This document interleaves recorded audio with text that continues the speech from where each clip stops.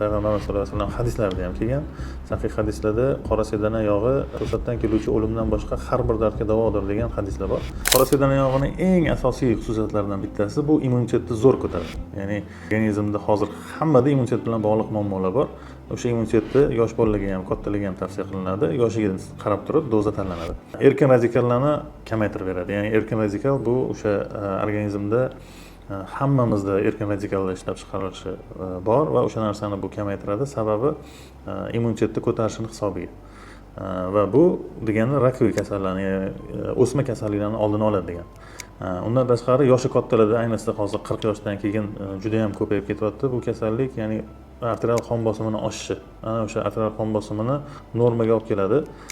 Organizmda xolesterin miqdorini kamaytirishga yordam beradi. Undan tashqari organizmda ortiqcha toksinlardan tozalaydi va vоспаление, ya'ni yallig'lanishlarga qarshi zo'r ta'sir qiladi. Ya'ni organizmdagi butun organizmdagi vоспалениyalarni oldini oladi va oshqozon ichak faoliyatini yaxshilab beradi. Inson organizmiga tetiklik beradi, ya'ni energiyani oshirib beradi.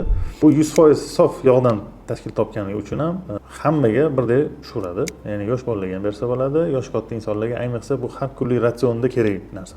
Ya'ni bu bo'yicha Payg'ambarimiz sollallohu alayhi vasallam hadislarida ham kelgan.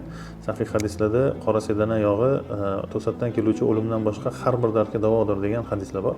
Bu bo'yicha zamonaviy meditsina ham hozir buni tasdiqlayapti. Ya'ni qanchalik darajada foydalari borligini kuzatib borsangiz, keyingi chiqadigan videolarimizda bu bo'yicha o'sha qilingan tadqiqotlar bo'yicha ham natijalarini qo'yib boramiz.